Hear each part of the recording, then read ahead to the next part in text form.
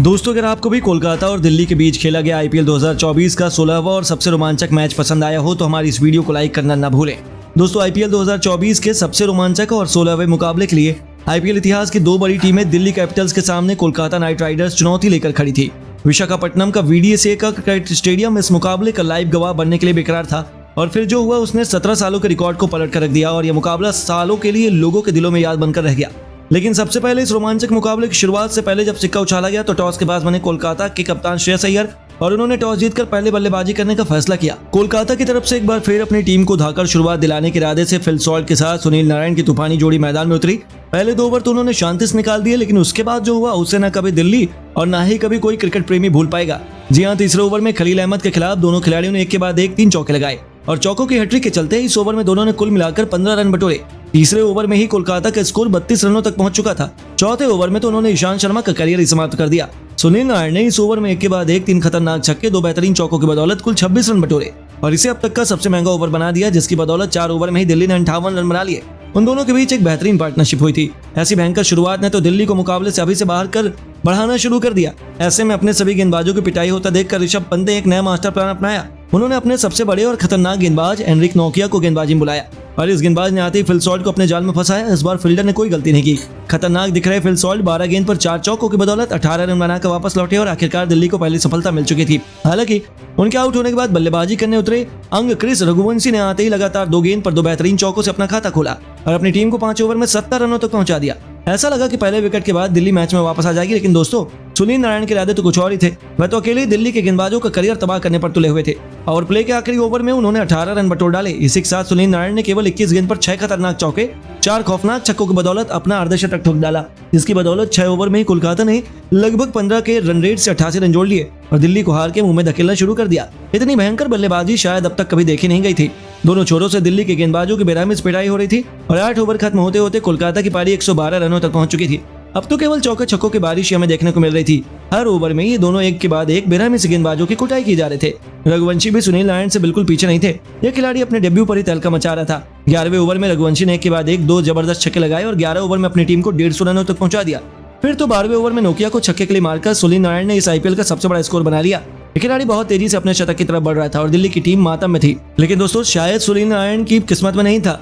13वें over लेकर आए Mitchell Marsh के खिलाफ यह खतरनाक बल्लेबाज गलती कर बैठा और उन्हें पवेलियन लौटना पड़ा। इस तरह उनका शतक नहीं बन पाया, लेकिन जाने से पहले इस खिलाड़ी ने 39 गेंद पर 85 रनों की एक खौफनाक पारी खेली, जिसे उन्होंने 7 खतरनाक चौकों, 7 खौफनाक छक्कों से सजाया था और आखिरकार मिचेल मार्श के दम पर दिल्ली मैच में वापस आ चुकी थी। बावजूद इसके 13 ओवर में कोलकाता ने 171 रन बना लिए, क्योंकि बल्लेबाजी करने उतरे रसेल ने आते ही चौके से अपना खाता खोला। दूसरी तरफ रघुवंशी ने भी केवल 25 गेंद पर अपना अर्धशतक अपने डेब्यू पर ही ठोक दिया।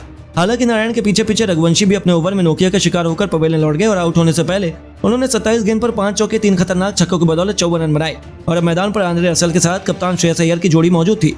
आते ही रसेल ने भी अपने बल्ले से तहलका मचा दिया। 16 ओवर में अपनी टीम को 205 रनों तक पहुंचा दिया। हालांकि श्रेयस अय्यर 2 छक्कों की बदौलत 18 रन बनाकर वापस लौट गए, लेकिन रिंकू ने मैदान में आते ही अपनी गेंद पर अपना तूफानी छक्के से खाता खोला और अगली गेंद पर एक हाथ से छक्का जड़कर उन्होंने अपनी टीम को 250 रनों के पार पहुंचा दिया। हालांकि इसी ओवर की लास्ट गेंद पर वो अपना विकेट गवा बैठे, लेकिन जाने से पहले इस खिलाड़ी ने 3 छक्कों, 1 चौकों की बदौलत 8 गेंद पर 26 रन ठोके और 20 ओवर में कोलकाता ने 272 रन बनाकर आईपीएल इतिहास का दूसरा सबसे बड़ा स्कोर खड़ा कर दिया। अब इसका पीछा करना तो दिल्ली के लिए नामुमकिन माना जा रहा था। हालांकि एक छोटी सी उम्मीद की किरण जिंदा थी। दिल्ली की तरफ से अपनी टीम को जबरदस्त शुरुआत दिलाने के लिए डेविड वार्नर के साथ पृथ्वी शॉ की तूफानी जोड़ी मैदान में उतरी थी, जो अपनी टीम को जीत की दहलीज के आसपास ले जाना चाहते थे। पहले ओवर में ही पृथ्वी शॉ ने कोलकाता के सबसे महंगे गेंदबाज मिचेल स्टॉक को तारे दिखाते हुए एक के बाद एक 2 जबरदस्त चौके लगाए और अपने इरादे जाहिर कर दिए। पहले ओवर में ही दिल्ली ने 11 रन बना लिए और दूसरे ओवर में उनके साथी डेविड वार्नर ने भी गियर में बदलाव किया और काउंटर अटैक की रणनीति को अपनाया। दूसरा ओवर लेकर आए वैभव अरोड़ा का स्वागत ही एक बेहतरीन चौके से किया गया, तो उनकी दूसरी गेंद को उन्होंने बाउंड्री के लिए डिपॉजिट कर दिल्ली के निराश फैंस में जीत की उम्मीदें जिंदा करना शुरू कर दिया। हालांकि दोस्तों, उनकी रणनीति ज्यादा लंबी नहीं चल पाई और ओवर की 5वीं गेंद पर पृथ्वी वैभव अरोड़ा के जाल में फंस गए और वरुण चक्रवर्ती ने हवा में उड़ते हुए उनका एक लाजवाब कैच लपका। इतने बड़े लक्ष्य का पीछा करते हुए उनका पहला विकेट 2 ओवर से पहले ही गिर चुका था। मैदान में नंबर 3 के पायदान पर मिचेल मार्श कदम रख चुके थे। दूसरी तरफ वार्नर का बल्ला आग उगल रहा था। इस खिलाड़ी ने तीसरे ओवर में स्टार्क का स्वागत एक खतरनाक चौके से किया और अपनी टीम की गाड़ी को अकेले ही आगे बढ़ाना चाहा। लेकिन दोस्तों इतने बड़े लक्ष्य के दबाव में दिल्ली का पूरा बल्लेबाजी क्रम मानो ताश के पत्तों की तरह ढेर हो गया। इसी ओवर में मिचेल स्टार्क ने मिचेल मार्श को आउट कर आईपीएल 2024 का पहला विकेट हासिल किया और मार्श तो खाता ही नहीं खोल पाए थे। 3 ओवर में दिल्ली का स्कोर 26 रनों के स्कोर पर 2 विकेट हो चुका था। करीबी में 8 गीला। चौथे ओवर में बल्लेबाजी करने उतरे अभिषेक पोरेल को वैभव अरोड़ा ने अपना शिकार बनाया और 27 रनों पर दिल्ली ने अपने 3 बल्लेबाजों को गवा दिया। दिल्ली की पारी अभी से बिगड़ चुकी थी और जीत का कोई रास्ता नजर नहीं आ रहा था। हालांकि डेविड वार्नर अभी भी हार मानने को तैयार नहीं थे। 5वें ओवर में उन्होंने एक बार फिर स्टार्क को मिड विकेट के ऊपर से छक्के के लिए मारा, लेकिन दोस्तों वह भी अकेले कब तक लड़ाई करते। मिचेल स्टार्क ने अपनी बेइज्जती का बदला लेते हुए इस ऑस्ट्रेलियाई खिलाड़ी को खुद ही शिकार किया।